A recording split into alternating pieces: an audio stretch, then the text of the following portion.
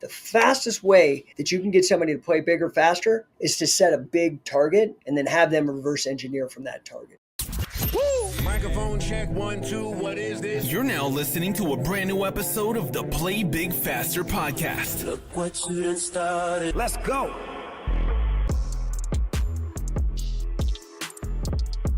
Welcome to another episode of the Play Big Faster podcast. In this episode, we have Jake Shannon, or shall I say Coach Jake, with us today. He is the #1 Elite 10X business coach and the creator of Scientific Wrestling. Jake, thank you so much for being with us. Yeah, listen, I'm super honored to be here. Thank you for having me.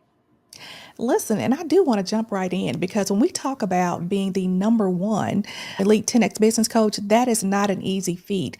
Tell us how you started coaching and more specifically with business coaching. Okay, yeah. I think that's a real quick way to tie it all together, actually. Really smart question. Yeah, so I am the #1 coach for 2024, and I'll be #1 again this month. I was #1 for January. I'll be #1 for February, too, for Grant Cardone Enterprises, which there's an elite group of coaches that Grant has. And so there's 600 total coaches. Then there's this elite crew that's 39.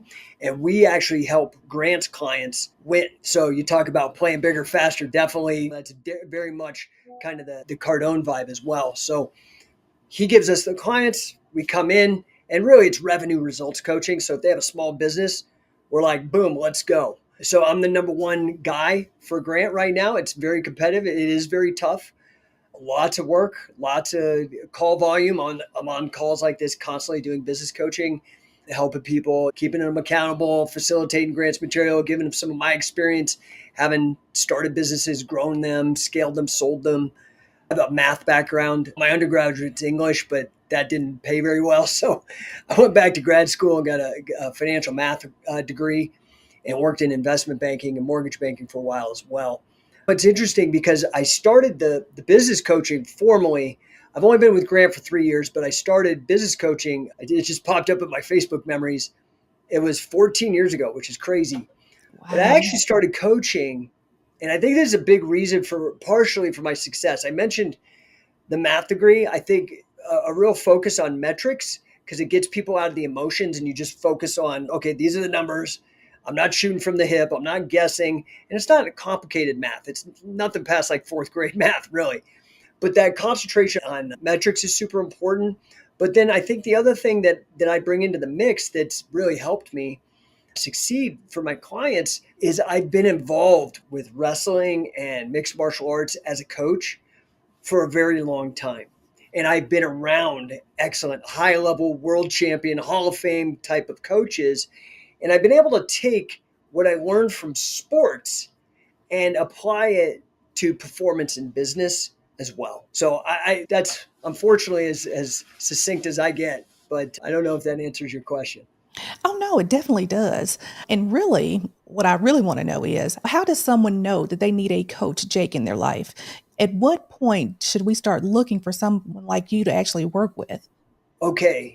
I'm going to say this. If you're serious about anything, being a great tennis player, being a great singer, being a great actor, being a great business person, pretty much anything that relies on a good performance, you need a coach, period. Done. I just think that it's very difficult when it's really, I have a lot to offer in terms of knowledge and a good Rolodex. I can connect people or all that. That's great. That's important. But I think the most important thing in coaching, where the value is actually in the accountability. I think this is why something like Weight Watchers works, right? Weight Watchers has been around forever, and there's all kinds of weight programs. And I don't even think that necessarily the weight program that Weight Watchers does, I don't know if there's much science behind it. But what I do know is that when those people every week got to step on a scale and they have accountability, all of a sudden you're like, okay. So in terms of business coaching, here's what I've found. You ask somebody, why'd you start your own business? I wanted to be my own boss. But what I find is that unless you get a coach, I don't know if that's necessarily true. I think sometimes people don't want a boss. And not having a boss is different than being your own boss. Having a boss sucks. And being an entrepreneur, you actually got to be your own boss. And so if you're not capable of holding yourself accountable and pushing yourself beyond your comfort zone on your own, which is most people, You look at Navy SEAL training, like it's notorious how difficult it is to be like a Navy SEAL. The pass rate, it's more, you're more likely to pass Navy SEAL BUDS training than you are to be a successful entrepreneur after 10 years. It's harder. Wow. So to have somebody that connects with you and clicks, but is willing to tell you that your fly is down or you got spinach in your teeth or whatever in a way that gets you to go, it's crucial in my opinion. That's what I've found. If people are interested, by the way, if you go to One Coaching, that's backwards, but it's like that, NO and then the number one coaching.com / I want to say it's case studies. I should know this better. But I actually, because I'm a math nerd, I track the revenue results. I typically get people, ironically, a 10x return on coaching with me, which is like a thousand and I think it's 1,023%, or did I bring it up to 1,080 some percent return on the investment? And after 9 months, I'm getting people like 5x increase in their revenues. So, okay. I am a staunch believer that faith without works is dead. I start a business with the hope, the dream, and hopefully a plan that I'm going to be successful, but I still have to work at it. What sort of time commitment should someone expect when working with a business coach to get those results? The time commitment with me is short because I'm not paid by the hour. I'm paid for my expertise.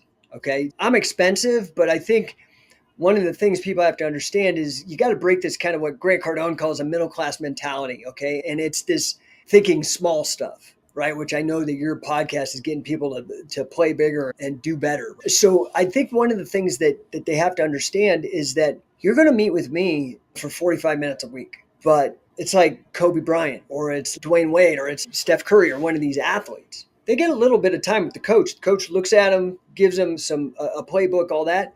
But they're the ones up at 4 a.m. shooting free throws and layups because they want to win. So this is where I think that your question is very actually sophisticated, because the time with me is not very much, but the amount of work to do this, to win in your own business, and I don't mean win by 6 figures. I'm talking like 7 figures, 10, to where you can actually exit with a 10 million or a $100 million exit for your business. You're going to have to give it all. If you talk to high level athletes, it's sad sometimes. It's selfish, going to be real. To do big things, you have to be selfish. And I understand the gravitas of that word. It's got a negative connotation. But look, if you're going to do something huge, like really massive, like be the best boxer on the planet or something, you're going to have to make a lot of sacrifices. It has to be the number one thing that you focus on. To answer your question, time with me is not much, 45 minutes a week probably, but you're looking at 14-hour days to really step out and do better than the other people vying for that same spot that you're trying to hit. I really appreciate your answer because I've asked this question to several people, and sometimes the answer is the same. The harsh reality is if you're doing the same thing that everyone else is doing, you're going to get the same results, and That's average. you're going to be average. You are going to be average. And it does sound selfish to say, I'm going to put myself first and I'm going to work harder. That makes Coach Jake number one among a team of number one and elite people in the same group. So I love that. I definitely do. So the thing that's funny, it's like a weird kind of sacrifice for your kids, or you might have to have somebody help you pick them up, or it's just the reality here. But it's, in a way, on the other side, it's totally not selfish because you're working your ass off. It's not like you're being selfishly lazy.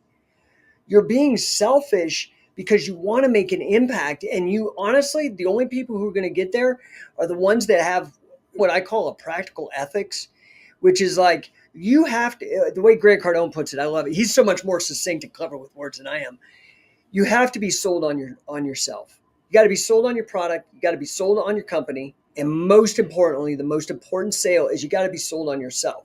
And the analogy that I use is if I see some family frolicking on the beach with a beach ball or something, and they're out in the water and having a good time, and I don't know them, and I see a shark in the water, I have an ethical duty. I have a moral responsibility to get their attention, that's marketing, and to convince them to trust me, some rando guy with weird glasses, that they need to get out of the water now. If I don't feel that level of like I can actually help you, it's going to be hard to sell. This is different than being manipulative. This is what I don't like about a lot of the way sales is taught. It's, oh, cross your legs this way or breathe when they breathe. It's what kind of creepy thing is that? But if I truly know that working with me, I'm going to freaking massively improve your life.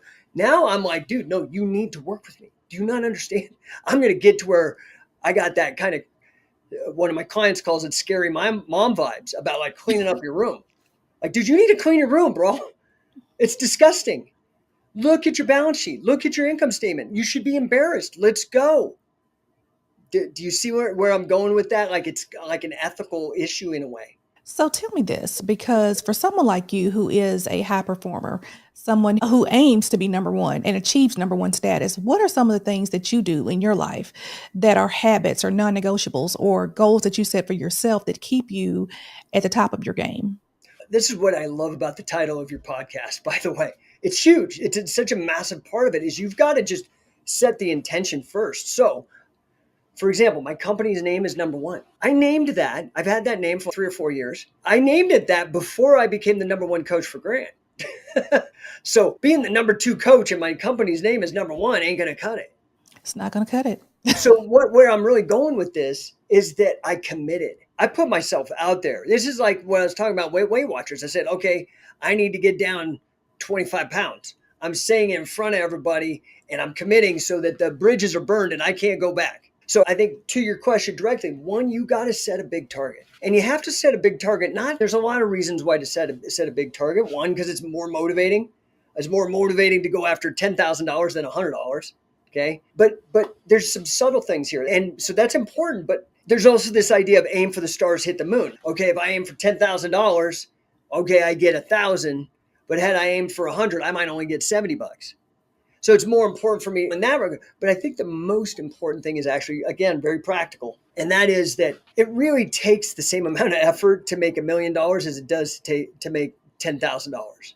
But when I set my target on $1 million, it practically changes what I do and who I do it with.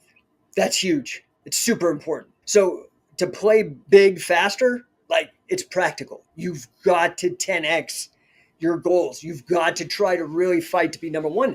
That's why everybody wants to be number one. That's why we glorify sport teams. The Super Bowl now, the Philadelphia is number one. Number one. And so it's interesting that you mentioned sports because there is something about you that I don't know if our listeners are aware of. Tell us a little bit about scientific wrestling and how you sportify that and transfer some of those lessons into leadership. Oh man, look how good you are. That's how I know you're an attorney. You're good with words. So I actually wrote a book. It's backwards because of my camera, sorry, but it's Sportify. And it's really about taking these ideas from sports and applying them to business in a real way. So there's this concept that's trendy in business called gamification. That's like you go to work and there's leaderboards and things like that. The difference between gamification and now what I'm coming up with, this idea of sportification, the difference between playing a game and playing a sport is the kind of motivation. So a game has what's called extrinsic motivation, meaning you're externally motivated by a prize of some sort or rank. Intrinsic motivation means I don't care. It's internal, man. I'm a wild person. I'm going to do this. I don't give a crap what anybody says. I'm going to do it.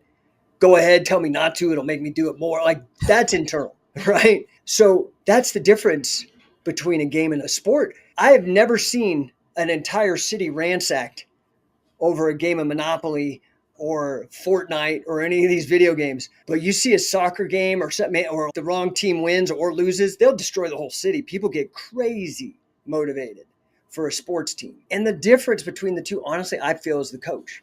You have a coach who's there invested in you. Unless you had good parents, there's nobody in the world that wants you to do better than them except a coach. That's this concept of sportification, but I came to it, and that's like the application of just moving beyond it, gamifying it, and creating the competition that's in business into really making it internal with your staff and your team and all that.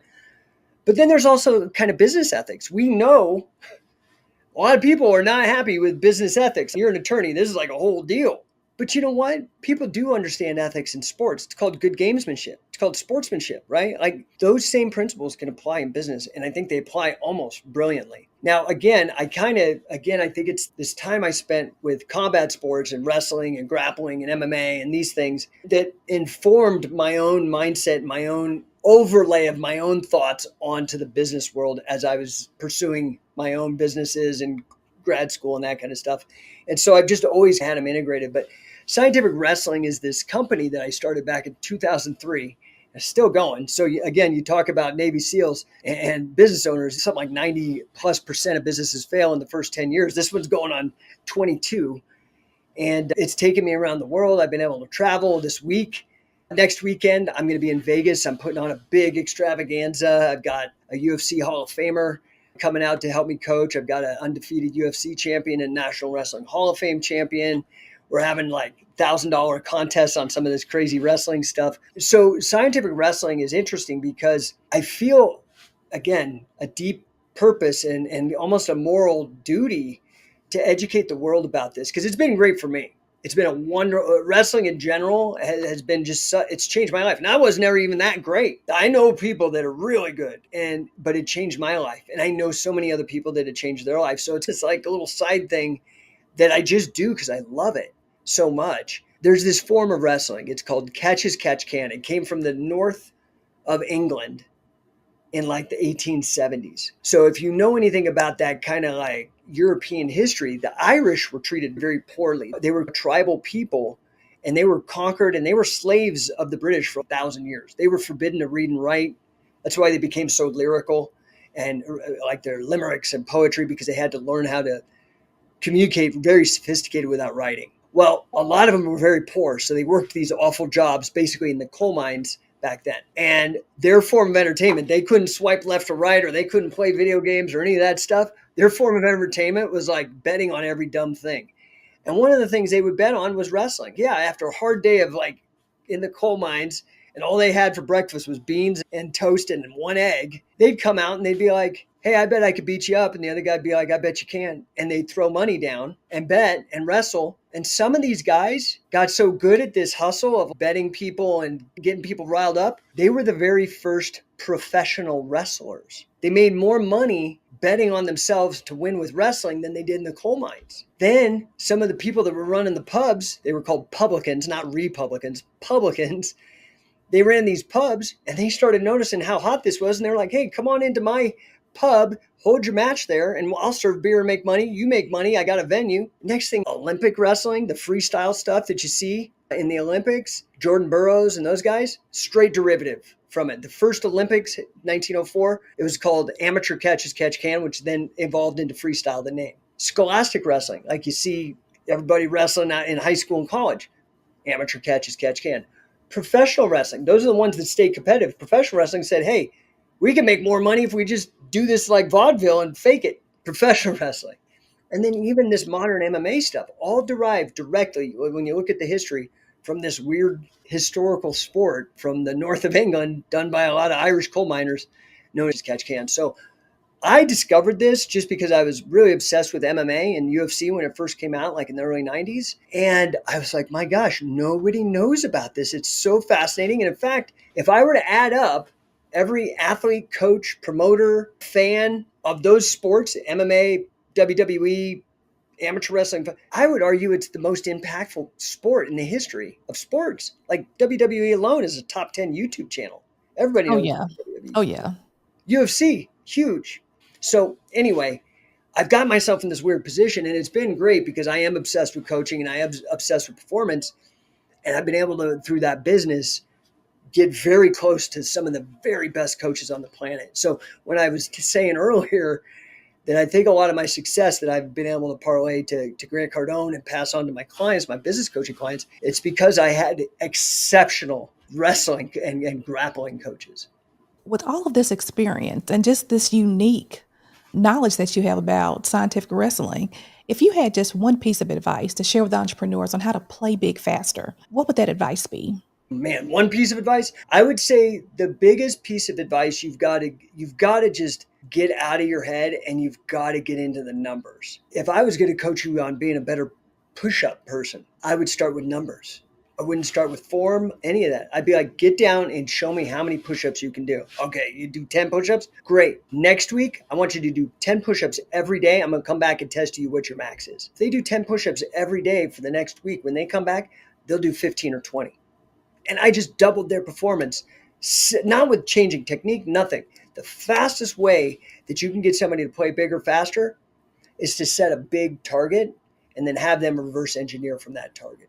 Coach Jake, you are welcome on the pod anytime. This has been awesome. This has been so great. Now, for those of us who want to carry on the conversation and just keep it going, how can we contact you? So probably the best one, and I got to fix my camera because it's all backwards. See, this is actually like a frosted thing. So on the inside, it shows up good for you. But number1coaching.com, N-O, then coaching.com. I have a ton of free resources, a bunch of blogs to help people. So if you're just interested and you're like, yeah, this guy's too crazy, I don't want to, but I want to pick his brain a little bit, you can get in there. But then you just message me. There's a bunch of things to like set up a calendar invite, and I'll talk to anybody for 15 minutes. If I can help you, I will. So good. And look, we're going to also include that link in our show notes. So thanks again for being on the pod. Sherry, I really appreciate it. It's a great show. Thank you so much. You're a wonderful interviewer. And everyone else, until next time, play big faster. Thanks for listening to this episode, and remember to play big faster.